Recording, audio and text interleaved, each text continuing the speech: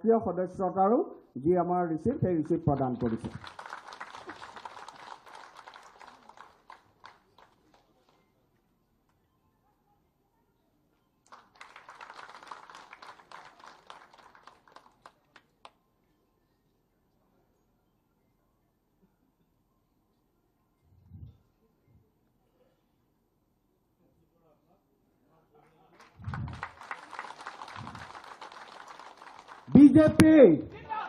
BJP Narendra Modi Nitin नवीन जी doctor Himanta विश्व